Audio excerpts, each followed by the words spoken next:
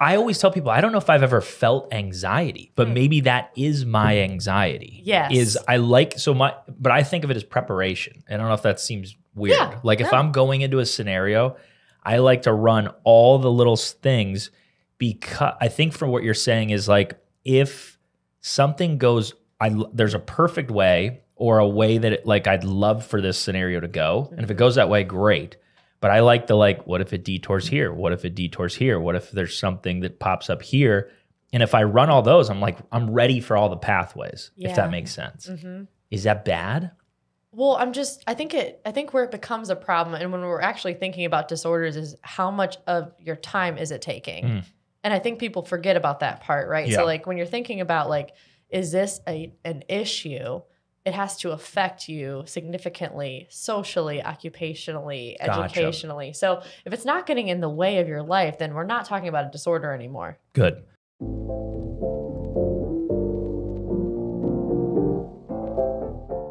So we have Dr. Ashley Waddington. First time you've been announced as doctor, right? First you time. just got your PhD. I did. Love it. Yeah. And you're great. you're the co-owner of Caroline Assessment Services. So you're a mental health. Is it a therapist? Yes. Is that what you say? Cool. Well, welcome to Here for the Health of It podcast. Yeah, super excited to be here. So, all right, walk us through what it means to be, because I'm going through here all of your different stuff. You have a PhD in counselor education and supervision. You're a clinician with a focus on trauma, perfectionism, and high functioning anxiety. Instructor, supervisor. You're the co-owner. Yeah. Got a lot of hats that you're wearing. Yep. Yeah. And I don't think I've ever seen a perfectionism focus before. Have you ever run into a person that you're already decided is just perfect? Well, no. I think that I approach it so differently because I'm kind of okay, so as soon as someone sits down, I'm like, all right, so just so we're clear, no one's perfect here. And it's you tell them right off the bat before it's you like a Band-Aid before you even rip-off assess process. them, you tell them? Oh, yeah, because I like to, I'm maybe not traditional, I don't know. I like to have someone come in my room and I'm like, okay, kick off your shoes, pick your nose, relax a little bit, grab that weighted blanket, let's get into it. I'm Ashley, and so I'll just kind of start off like that. And by the way, no one's perfect in here. So thankfully you get a lot of mess ups. And I think that's just an awesome opening invitation for them to just be authentic. If they're a nose picker, that's the greatest introduction you can have. They're like, oh, thank God I can get it What out. if they eat it? Can they pick their nose and eat it? I have the most fantastic ability to control my face at this point. Nothing shocks me. My shock factor is just out the window. So I just okay, yeah. So perfectionism, though, I want to touch on that. Yeah, still. let's do it. Yeah. So somebody comes into your office and they're almost perfect. Yeah. Where do you go from there? Are we talking about your wife here? So my wife has claimed that she is. We give her every year a mountaintop award at Christmas because one year I basically asked all the staff, hey, you have to set your goals, say what you want to do, say what it looks like for this year, like a whole class. Yeah. And I was like, why aren't you doing this? And she was like, I think I've already achieved everything and done everything there is to achieve. I was like, I think you need to go to a perfectionist therapist if you think but then again, I don't know. Maybe there's a lot of people that think that way. I don't know. Well, there's such a difference between if you're doing a lot of things right or planning for the unknowns and just thinking I can't do anything unless it's done perfectly. So that makes sense to me. I see a lot more of the latter. A lot of that will look like procrastination of I'm not going to be able to finish this task because the anxiety I already have going into it of am I going to even be able to freaking do it? And I'm just and for me, I don't have a lot of that. So it's really easy for me to just be okay, pause, let's open this up, take a deep breath, be where your feet are. What is the real reason you can't just do this? Yeah. And that's what I think where the work on the perfectionism side is in. But, and then when it comes to the other side that I was talking about, I'm planning for everything to go how I hope it's going to go. Right? That's fine and great. Right. Yeah. But then that's where the anxiety piece comes in. Okay, but what am I not thinking about anymore? And then it's kind of okay, again, deep breath, be where your feet are. So this is the person that runs 40 scenarios in their head before they go into any situation. Absolutely. And they're sitting in my couch and I'm I don't even know what I'm going to say next. Be who you freaking are today. So is that an anxiety thing or is that just a perception thing? Why for would them someone do or that? for Yeah, me? just no. Why would they run that many scenarios? Yeah, I think it's just fear, that anxiety, fear, worry, that uncontrollable. That's where anxiety disorders live, right? Like that inability to control that. And they just have no ability to do that, or a very minimal one. Mm-hmm. So I think I have that tendency. Are you just pointing out people that you know? Is that what we're doing? I was maybe we're just doing talking counseling about. Right. So now because I always tell people, I don't know if I've ever felt anxiety, but maybe that is my anxiety. Yes. But I think of it as preparation. I don't know if that seems weird. Yeah, Like if I'm going into a scenario, I like to run all the little things, because I think from what you're saying is like, if something goes, there's a perfect way, or a way that I'd love for this scenario to go. And if it goes that way, great. But I like what if it detours here? What if it detours here? What if there's something that pops up here? And if I run all those, I'm ready for all the pathways, if that makes sense. Mm-hmm. Is that bad? Well, I think where it becomes a problem, and when we're actually thinking about disorders, is how much of your time is it taking? And I think people forget about that part, right? Yeah. So like when you're thinking about like, is this an issue? It has to affect you significantly, socially, occupationally, educationally. So if it's not getting in the way of your life, then we're not talking about a disorder anymore. Good. Because you're like, thankfully, yes. I don't have that. Well, no, I think I see what you're saying. Like if it paralyzed me from taking the action, I still will do all the stuff. Yeah. I don't like to just jump necessarily right into it unless I kind of psychoanalyze, like, all right, let's go into this with a prepared attitude, mindset, which way this thing could go. Yeah. Yep. How about people that set the bar too high? I think it's in the same category, where their expectation is nowhere near reality. So they, and maybe the polar opposite too, I'd like to talk about, like people that set the bar super low and everything's just like great above that. What advice do you have on that? Like, how do you bring somebody from like, your expectation is to be this crazy, perfect, movie scene, right? But it was like slightly less than that, and that's a problem. I will say, like, I kind of resort to doing a lot of like prescribing nothing. Okay, and so like what I mean, so I was just having this conversation with a client yesterday. They have every weekend booked until August, and they were worried about this one weekend in August that they have nothing to do. And I'm like, wow, wouldn't that be so awesome to have that freedom of just waking up on a Saturday and being like, what am I going to do today? Right. And she was like, hell no, I hate that. And so a lot of times I was just like, okay. And there was like I think it was like the first weekend in June. I was just like, okay, so you have this one day where you already know that you don't have anything. Your homework assignment is to not put anything on that day. And curled up, covering their stomach, I'm going to throw up. Really? Yeah. It's that bad. It can definitely like affect you. Right. And so a lot of times it's just coming from like very disorganized households. Right. So we're products of our environment. That's a sentence I say a lot, where, if you didn't have a lot of control as a child, or if you had too much control, you just learn behaviors. Yeah. Right. And so like a lot of times they carry this into adulthood, and then they're coming to me like, why the fuck can't I do this on a Saturday? And I'm like, well, there's a reason, right? There's a reason why you can't. And let's just take a second and try to just do something. So eventually what happened is that we ended on like, okay, how about you just don't schedule anything before 12? Yeah. Okay. And that's like the homework assignment. Don't schedule anything before 12 on that Saturday. And I could almost see, and you can feel that anxiety, right? Of like, what am I going to do? And I'm like, oh my gosh, how much freedom and flexibility. I'm like, that sounds like a dream to me. I'm like, are those mainly high achievers? Are those people that are like, for sure, I only have a set amount of time on earth and I need to do as much as possible? Is that kind of the client that is like that? Yeah, I think that's one. I think that's one way, right? I think another one is just like, this is like my duty on earth. Yeah. To kind of like work to live instead of live to work, or vice versa. So yeah, I think it's a couple variations. Sure. But they all seem to land on my couch. And I'm like, well, I resonate with that a bit too, because I read the book Never Eat Alone probably 10 years ago or 15 years ago. Yeah.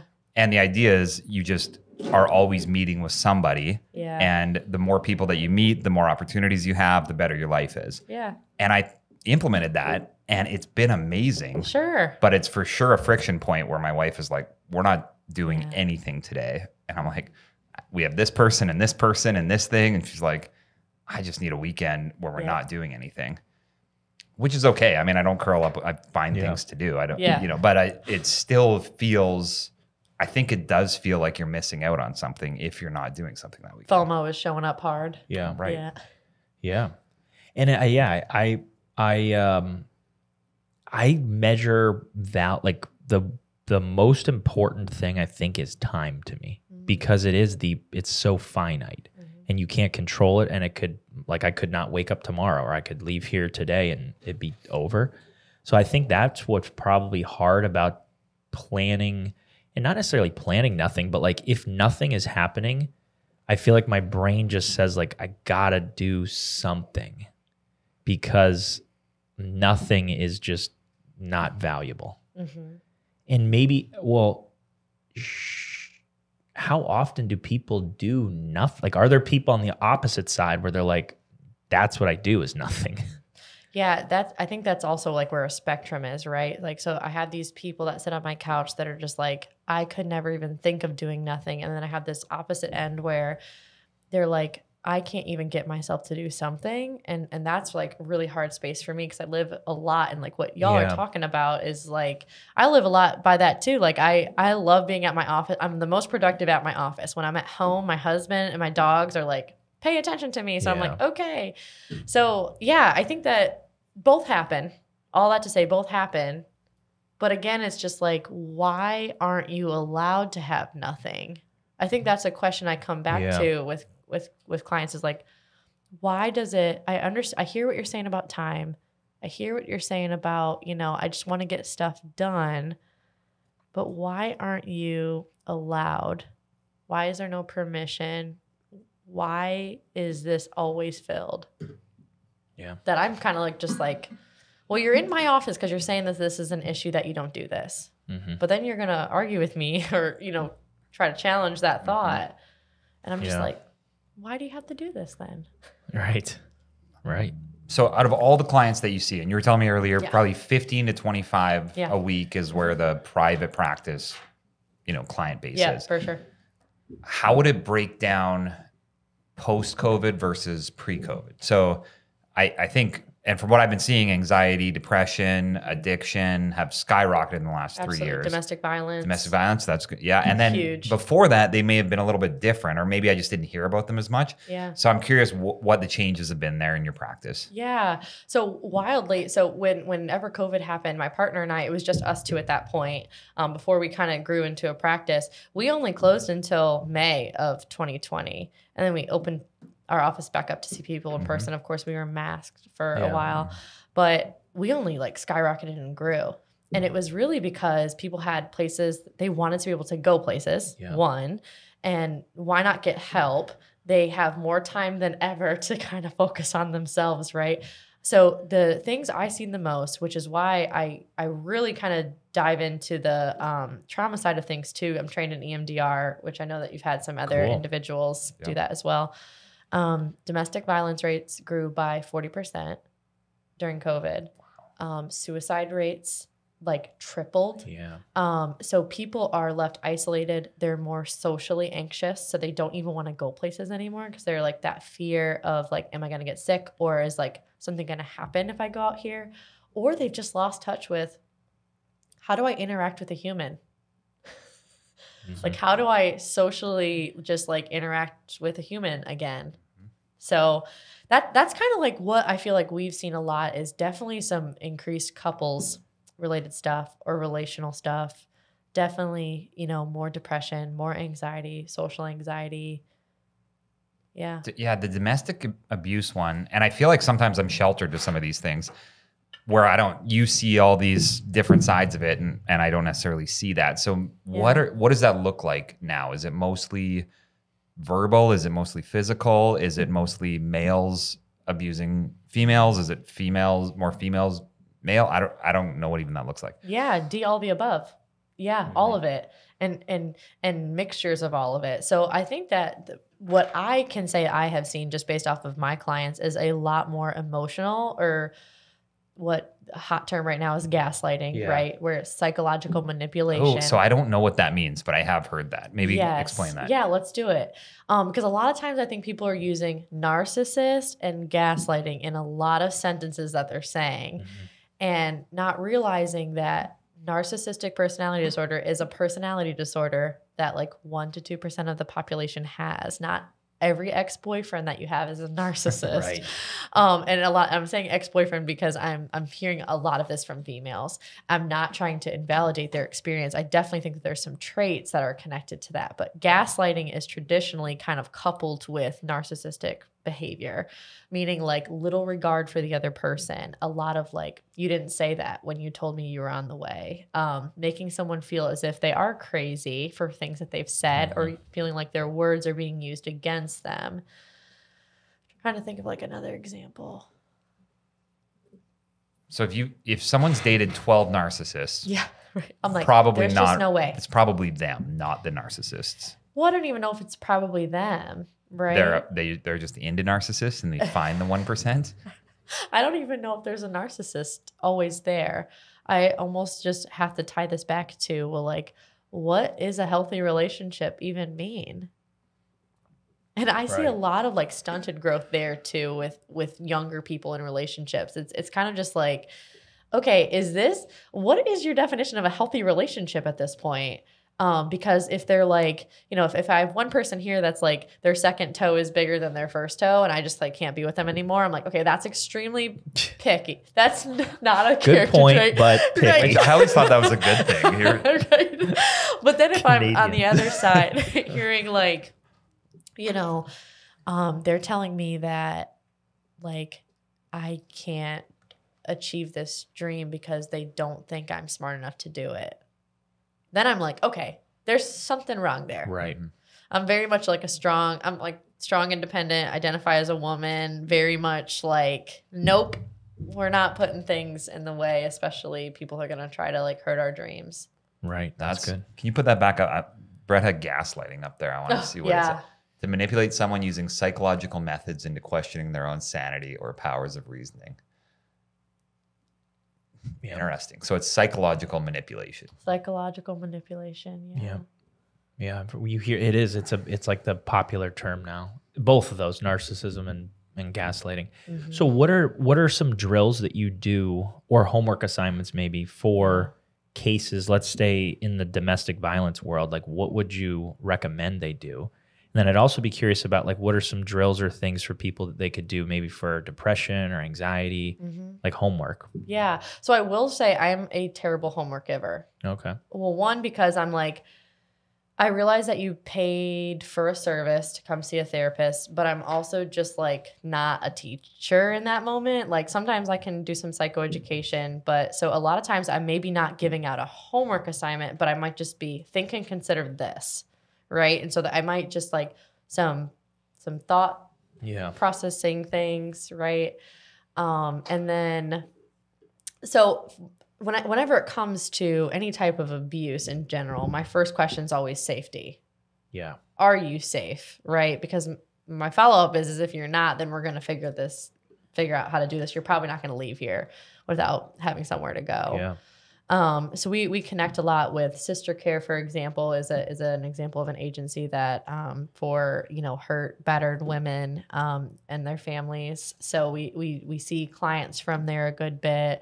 We get a lot of referrals for people that are just like really trying to recover from relationships that they're finally realizing because of information and just platforms that like, oh, this isn't normal, this isn't healthy. Right. So yeah, I just think that things are just more in the world for people to have access to. What would be examples of something? Because maybe a listener thinks that, where they're like, I thought that was healthy, and then they talk to you and they realize that's not healthy. Yeah. So I just think social media, of course, for one, podcasts people are listening to. Like, so I did have a client come in and see me, and they were like, I'm pretty sure that I was with a narcissist. And I'm it's never judgmental. I'm just kind of like, I'm just curious. Like, let's talk through it, right? And everything that they were saying, I was like, wow, this is like really the first time I've thought, like, I think that you're right. I think that you're seriously right. I don't think there was really any regard for you at all. And then having met them, I was like, wow, just like the lack of emotional awareness and empathy. And like, I don't know. It's not to say that there's a look, but it's almost like you can just tell something's a little off. Right. And the weird thing is that women are sometimes attracted to people like that. Absolutely. And I'll even talk to someone and I'll be like, you know, they've got everything going and they go out on a date and they're like, yeah, he was just too nice. Or, yeah, he was kind of boring. Right. And then they'll go out with someone who they know they shouldn't go out with and who has every red flag, but it's kind of exciting. So then they want to go back out with that person again. Yeah. Is that human nature or is that something wrong? I think so. Yeah. Yeah. Yeah. Well, and I also think that there's like an attribute of like narcissism that is like confident, right? And so I think 100%. That can be really attractive to women, especially like if they might not have as much confidence. Right. So I think that there's just almost a level of like, that's really attractive that they can just say what they want and do what they want and eventually like make me feel a certain way, which is like there can be high highs and low lows with it. Yep. How does a narcissist heal then? So say you identify one, what are the steps that they should take to become more empathetic, I guess it would be, or? The research is not really great. Don't kind of know, just kind of. Yeah. So there's actually a really great book. It's called Maybe You Should Talk to Somebody. It's a therapist wrote it. Yeah. In reference to, she follows a line of like 4 of her clients. One of them has narcissistic personality disorder. Gotcha. And really, they're very unlikely to go to therapy. So they're very likely to just step foot in the room, even less likely to stay in the room. Right. Because they don't think anything is wrong with them. That makes sense. It's really like a power and control is like right in the center of their lives. Whenever I hear the stats, 1 to 2% narcissistic, and then I'll hear the percentage of people that have depression and then anxiety, and then the number of people who have, let's say they're cutting, or let's say they've tried to commit suicide, which is also raised. And I go all the way through these stats, and I'm like, wait, who's left? Yeah. Or is it some of these people are doing all of these things and they're making the stats seem bigger? Absolutely. Well, and so when you're thinking of non-suicidal self-injury and SSI is what it's referred to as, where people are cutting or self-harming in some way. Self-harming is not just cutting. It's, intentionally restricting food, choking oneself. I mean, it can get really bad really quickly, but none of it is with the intent to actually end their life. It's usually with the intent of releasing emotional like hardships and challenges that are stuck inside that they have not let out. Yeah.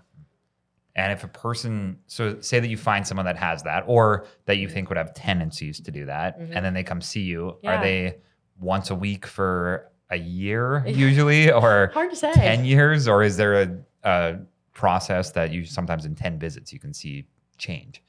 I mean, you can definitely see change in that, but you got to think. So if an individual walks in the office and there's some NSSI, there's probably likely depression, there's probably likely anxiety. So that just checked 3 of the boxes that you just said for statistics, right? So like, but also who's reporting and who's not. You got to think like not all of the world is reporting if they have these things, or they're admitting it. They're probably not admitting it a lot of the times.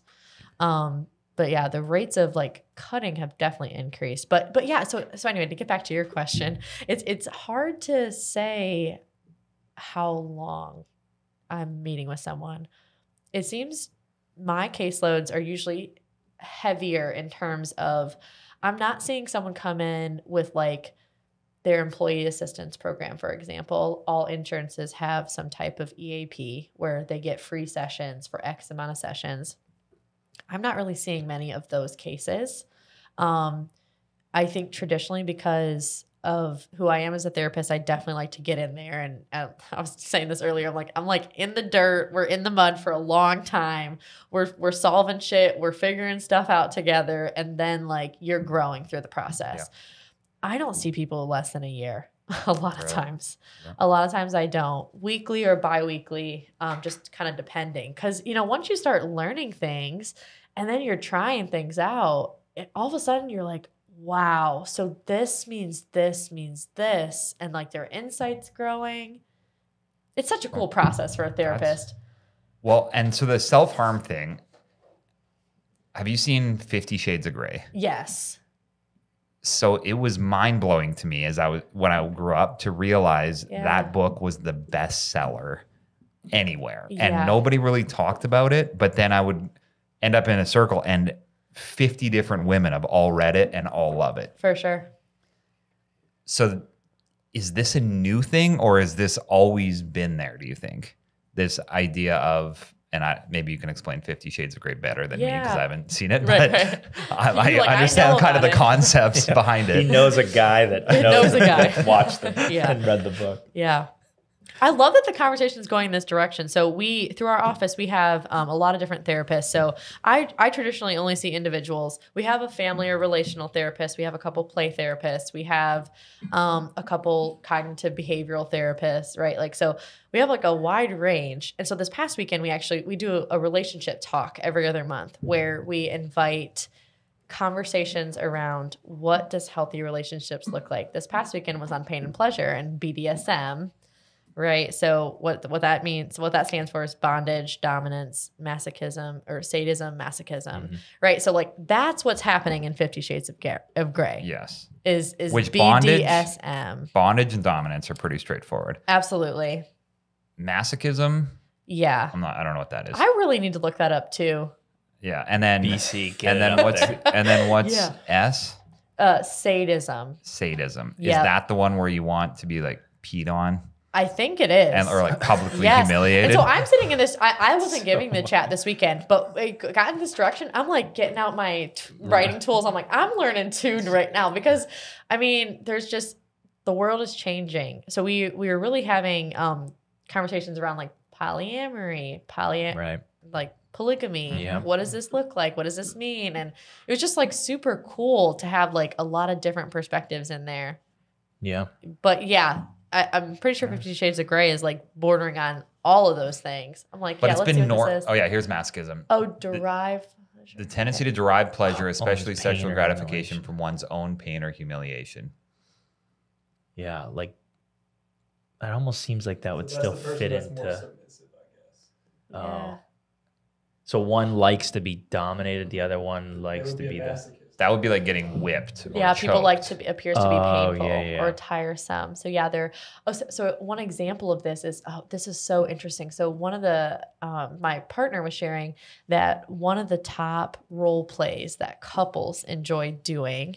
Okay, so when you think about that, do you have any ideas of what they enjoy? No. Wait, let me guess. I want to hear what Tom's guess is. I don't know. I went right to like secretary. Okay, yeah, right. Yeah. So that's what I thought, like teacher, student, nurse, doctor. Yep. Another one is owner and pet. So for example, oh God, the person would go like in one's a cage. Cat? Oh, a cage really? And be deprived all day of things, right? They would be in like a dog crate all day long? Yes. Yeah. But for pleasure. Yeah. What? See, that's interesting. Like to me, and in fact, we were like talking about this not too long ago. I don't even understand how one experiments to know if they like that. Like the people that like peed on or pooped on or stuck in a cage. Like at what point did they go, you know what? Let me explore, put me in a cage for a day and I'm going to enjoy that. And I don't, is that I don't know, is that a disorder or is that just like a percentage of people that like I like to go golfing and they like to be in a cage? Like, yeah, I think it's definitely, it's not a disorder. There's nothing wrong. Okay. Because please know with any BDSM relationships, it's always safe. There's always a contract or something, and it's always consensual, meaning Gotcha. you always have choice and voice. Okay. So that's where the difference lies. So between abuse and what we're talking Right, about could be that's- such a fine line, Yes. but people are consenting to doing this. Okay. Okay. So literally people are signing something that states A lot of times a this is contract. what, wow. Yeah. It's a wild world out there, I think. It is. It is a wild think it's world. and then I guess, do you think a lot of this started in the last couple of decades, or do we think like in the 1800s, this was still like a thing? Yes, that's kind of what I was wondering too. I is think if it's this is always new. been around. Just always been around I and do. kind of, I think it's just been more hushed. well known. It's been hushed. I mean, I think 50 Shades of Grey opened a door, right? Yeah. I think that was like the first movie, at least I knew of, that was like, wow, this shit's happening. Right. Yeah, or like it's like people are seeing it now where they're not going on X-rated sites or things to try to scope it out. This is one Yeah. where they've made like, I guess, legal in terms of it's in the movie theater. Right. So legally, if you lock someone in a cage for 12 hours, That as says long they as you have want to, yeah. a signed contract with them, Yeah. that would Like be starve legally me. okay. Yeah, that's how the relationship is set up. Yeah.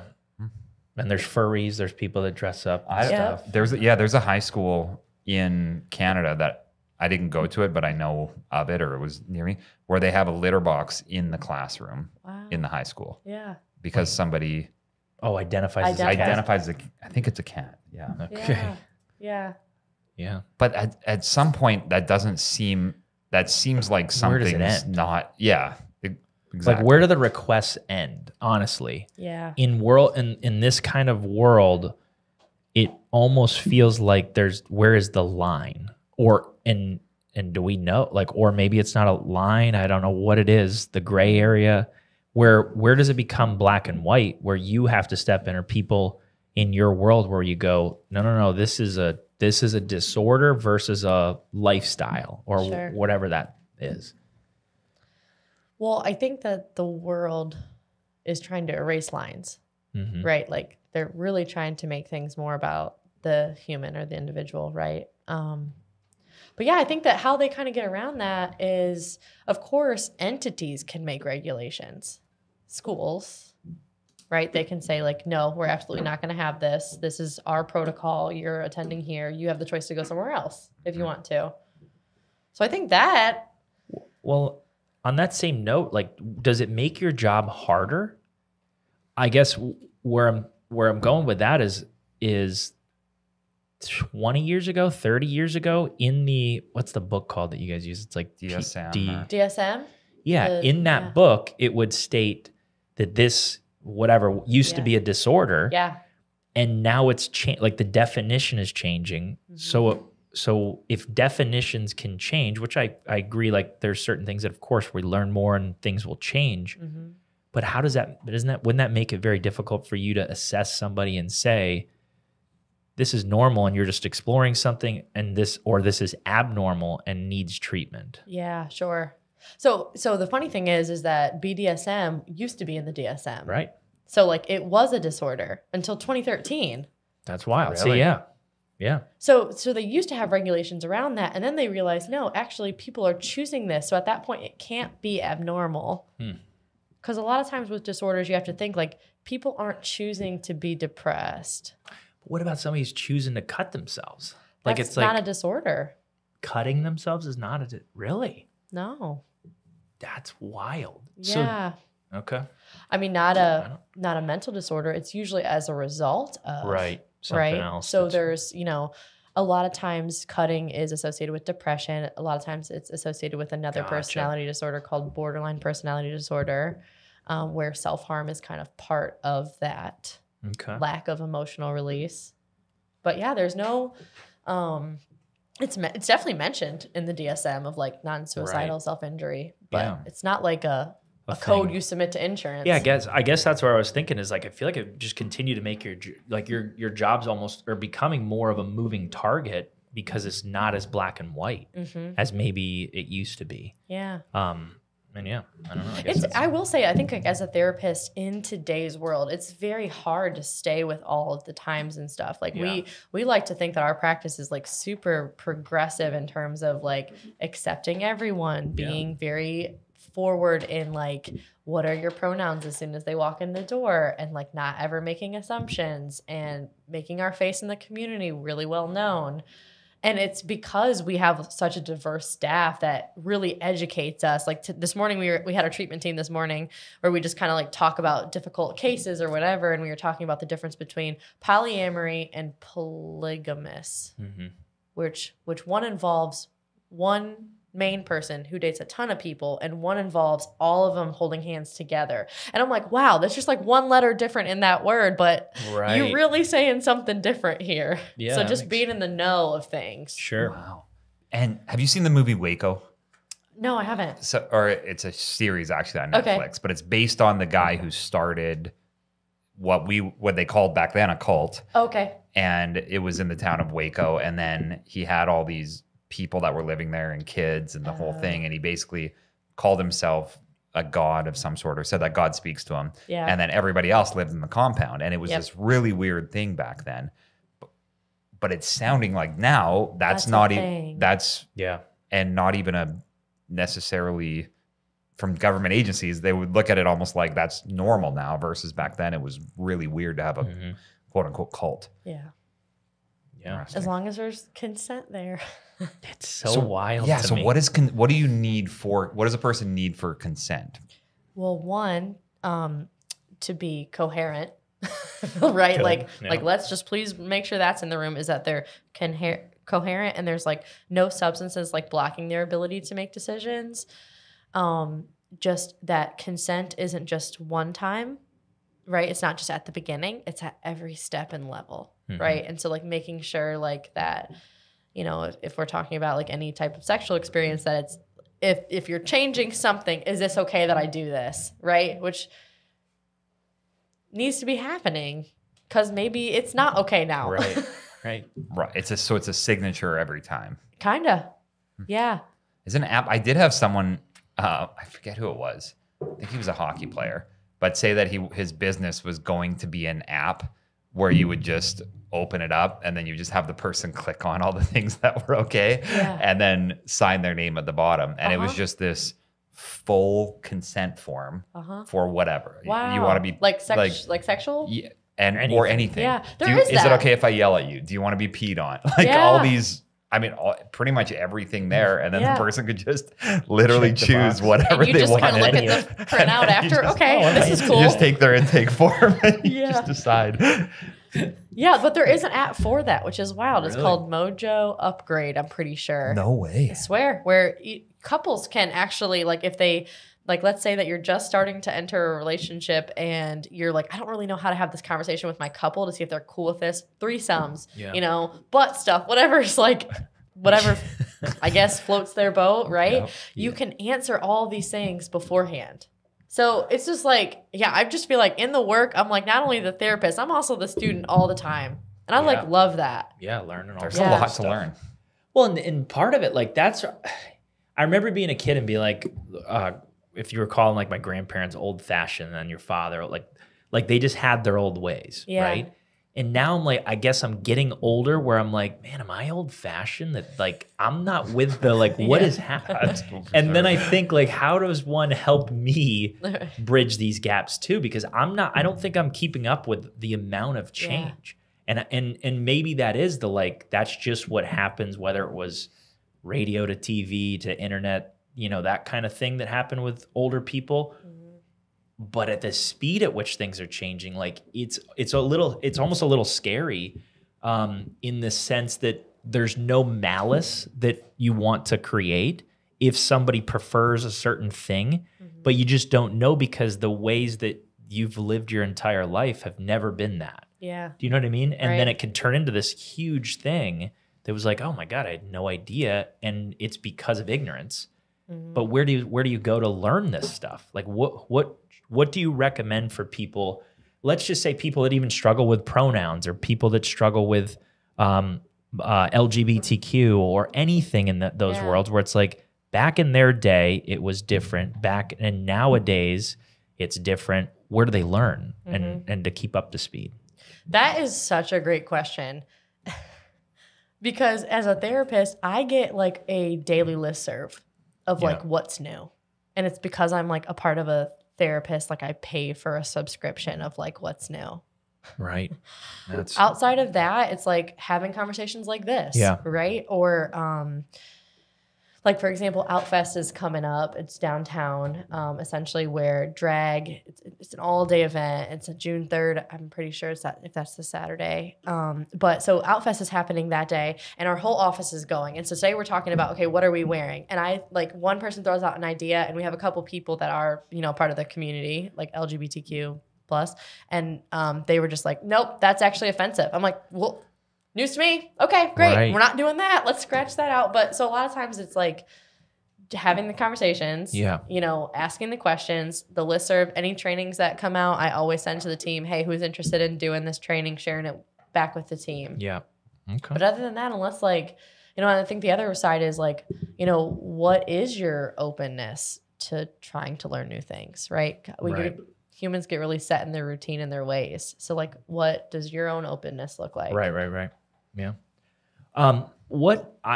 So I guess I've always been not a huge fan of drugs in the mental health space, in the sense that, and I may be wrong on this because I've not dove into this very deep.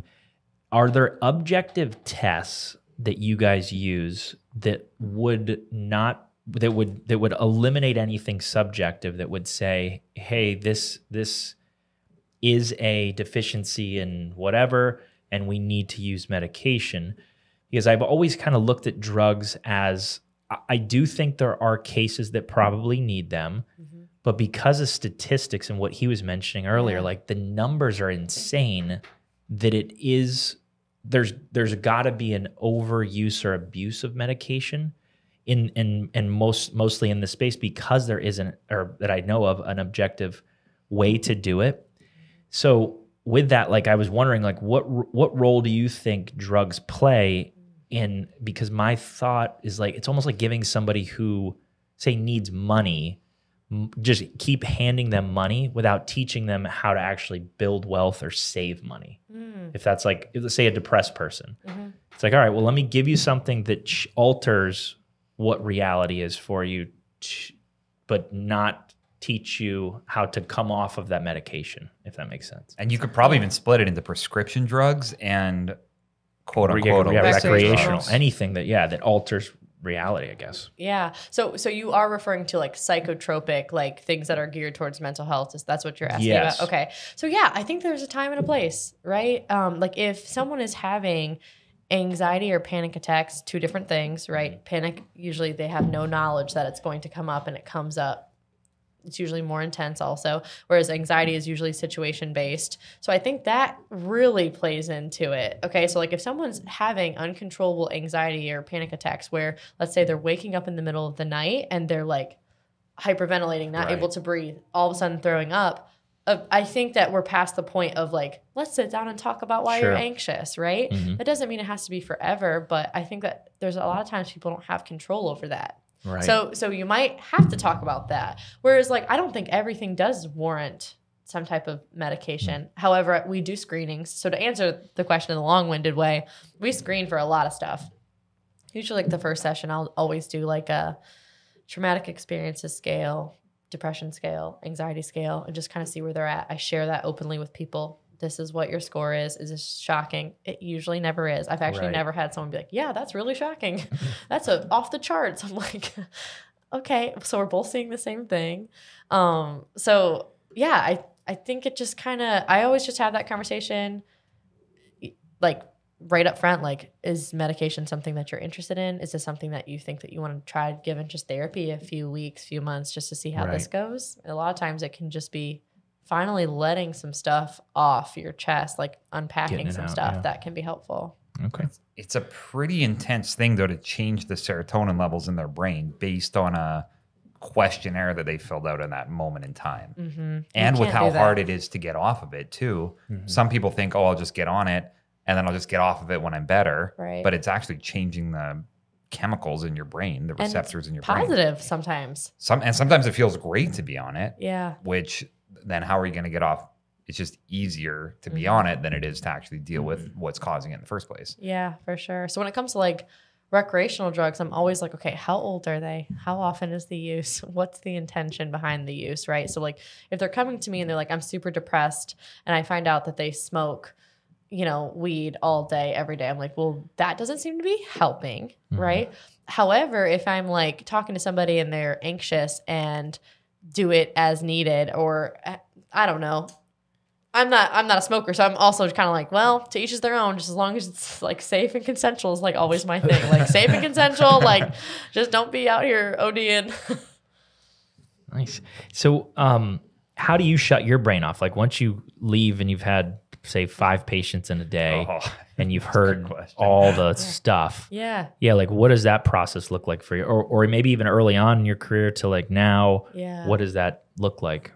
I definitely feel like it used to be a lot harder in the beginning, of course. So they have this thing, and you may have something totally different of what this is called in your line of work, but it's called compassion fatigue in therapist work. So a lot of times I would leave and it would almost be like, if I had to describe it in posture, it's like I could be sitting up all day, and as soon as I'd leave, I'd be like...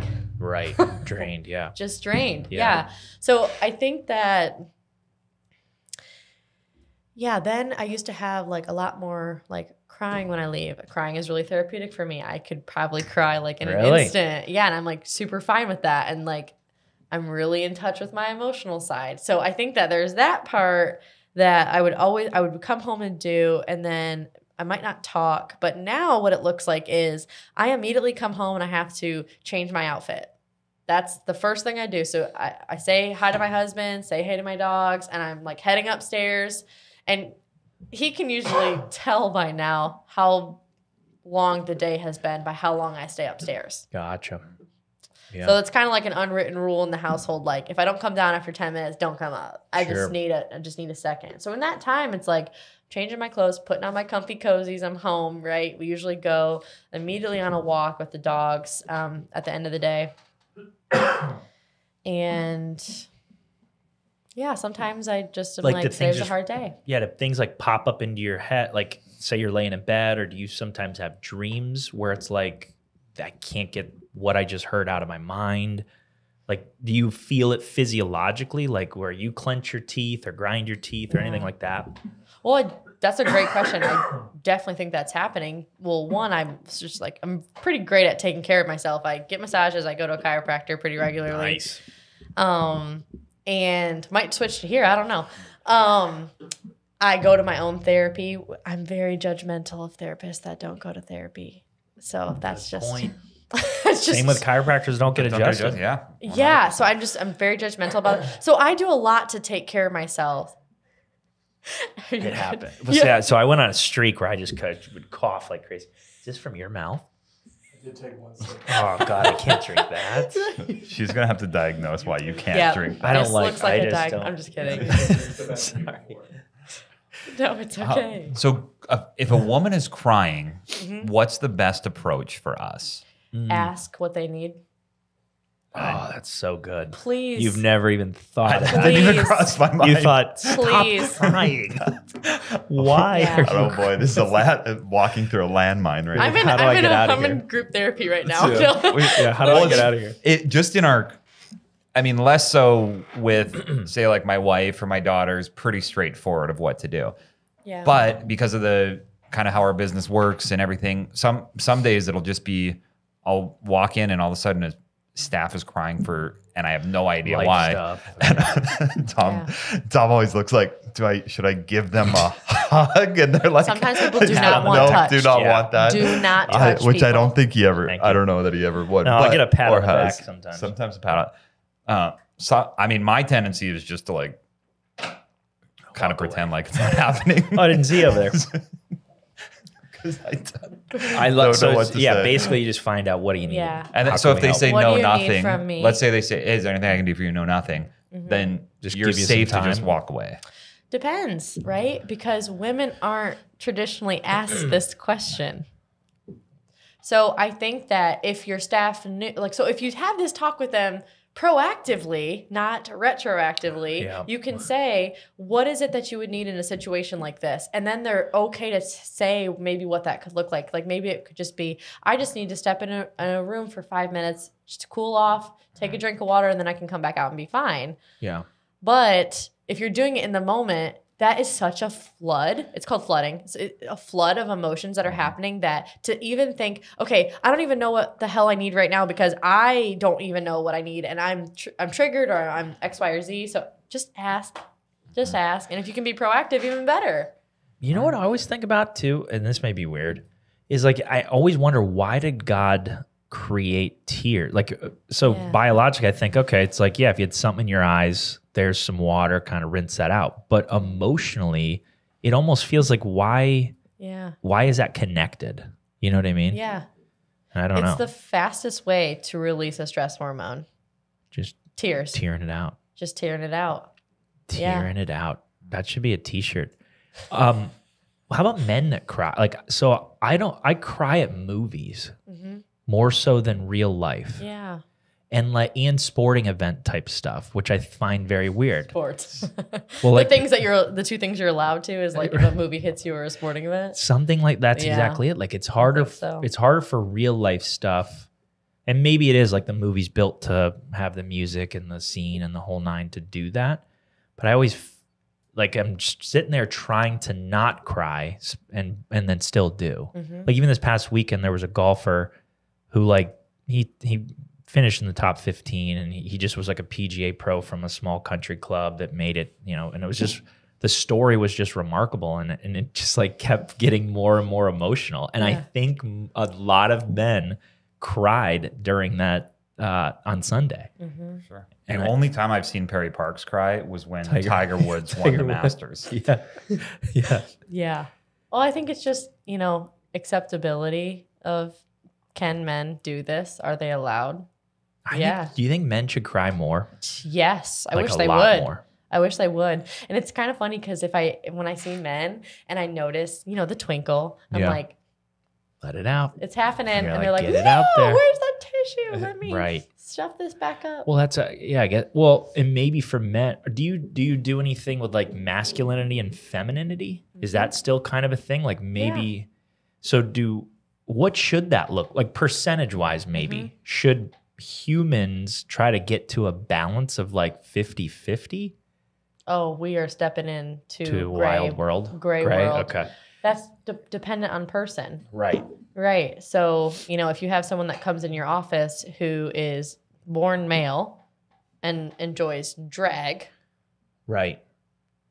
Does that mean that they're more feminine than masculine?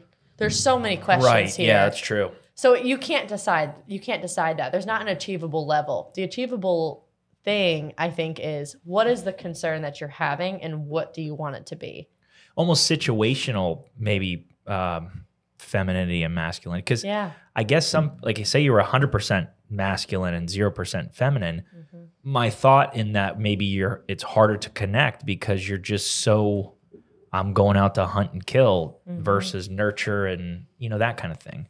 So I didn't know if the 100% guy or gal should try to move, work on that, or it doesn't matter necessarily. It's more situational. I mean, I might even suggest I might even ask, when was the last time that you have cried to someone who's a male? And they would be like, oh, I haven't cried since 1992. And I'm like, okay, well, you might be due for a good tear because how else is this coming out? So then this gets into, emotions are feedback. Okay. So when they start showing up, it's trying to alert you that something's happening. So as soon as I hear that a male hasn't cried, and then I'm like, okay, now I'm connecting this to how you just told me that you only are irritable in front of your partner. Okay. That's your safe person. Now you're only allowed to be angry. Now there's relationship trouble. I'm sitting here connecting dots and I'm like, well, no shit. Right. It sounds like you need a new way to let out this emotion. So I believe that if everybody just exercised every single day. I'm kind of there too. Got enough sleep and drank enough water and ate just whole foods, this mental health chaos would dissipate pretty quickly. And not compare themselves to other people's highlight shows. Instagram show. Yeah. And even if you got rid of social media where they just constantly feel bad about themselves. Yeah. And I don't know how to convince people of that. Yeah. Well, and that's not even fair to say to everyone, because everyone isn't from an ableist world. Okay. So like they may not. Okay. Am I in the ableist category? Yeah. Yeah. All right. You got to think versus everything a disableist category. Yeah. Okay. Everything that you are able to do, everyone else might not be able to. Right. So you got to think about physically. If there's any type of physical condition, whether it's visible or not, you got to think about financially, transportation. I'm like, there's a lot of factors into this that I don't think I'm definitely an ableist. I learn all the time that I'm like, oh my gosh, I did not even consider like someone with a wheelchair can't get into this building. Right. Like, or Right. whatever. Mm-hmm. Yeah. So I agree with some commas. Right. And maybe I'm just, like Tom said, somewhat old fashioned. But Yeah. if somebody tried to convince me that they couldn't afford to drink more water or Yeah. that they couldn't drink an appropriate amount of water For sure. and they had to drink soda, I'm not there's buying just it. no way that you Right. could convince me that that's a thing. Or if a person said it's too expensive to go on a walk, you couldn't convince me of that because it doesn't cost any. Maybe if you're in an extremely dangerous area and you have no way of getting somewhere else and you're shut into your, maybe if you're in the middle of a massive war and then you could convince me that, or if there was some For sure. drought and you lived in the middle of Africa, then maybe you could convince me that you can drink enough water. But there's so many things that I think people are just making excuses for too For that sure. could be done. Yeah. Well, and what you're bringing up is barriers. There are barriers that are fair to think about. The water thing, of course, I'm like, okay, but and then you think about Flint, Michigan. They Yeah. didn't have clean water for how long? Right. Still don't. Right. So they have an excuse. If you're from Flint and not drinking enough water, that would be a Yeah. somewhat fair excuse. But then you would have to literally not have enough money to just get a filter or Yeah. buy a jug of it. Right. Right. But yeah, ableist. Yep. It just shows up. I got one last question before Yeah. we wrap up. And it's maybe I don't know if it's weird. Do you Like, Get well, I ready. think this whole conversation has been already awesome. So goes sideways. Well, I guess there are people that think by going to a therapist, it's going to make them worse. Have you heard that before? Yeah. Yeah. How do you address that in the sense that, or do you think that sometimes therapy will dig up something that's been buried, really, really deep, and it's like it's doing pretty well down there? And maybe they don't you know what I mean? If it's deep enough, is this weird? No. I kind of think if it's deep You sound enough, like my and client yesterday. No, I'm just kidding. if it's deep enough and Yeah. they do well, It's good down there. Just it's like- keep it planted. That's what I wonder. Yeah. I tend to think that everybody should be under some sort of therapy, I would imagine. Yeah. Because there's Please. always stuff, right? Always stuff. Yeah. Yeah. But then there's the deep stuff where it's like I think they've handled it and they don't. If it gets brought up again, it's like, well, all right, we're bringing up stuff that's like old cuts. Yeah. Yeah. What do you think about that? Your first question, so it was funny because my initial reaction was you had said is there any type of therapy that can make things worse? Yes. Yes. That's period, right? Okay. Therapy is fucking hard. Yeah. Yeah. Because people also think they're ready to dig up the old shit. And then we get there and it becomes overwhelming. And it's Right. like, holy shit, I didn't even know this was here. Okay, so that's one side. The other side is it's just I always kind of say it's not as hard to go to therapy as it is to stay in it. Mm-hmm. You can make yourself go to Show an it, hour yeah. appointment. Yep. You can spit out some bullshit to a therapist. And then But never to come keep back. going Yeah. and doing the work and showing up for yourself and trying to get better, that's a whole other thing. Right. Yeah. And it can be really beautiful, but yeah, it's really hard. My current therapist, I've had a ton of therapists before. My current therapist, I've been seeing for, I think, 2 years.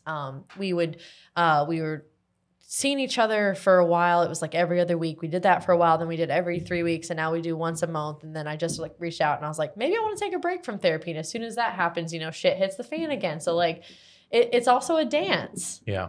it's also a dance of like, you know, am I gonna be okay if I don't?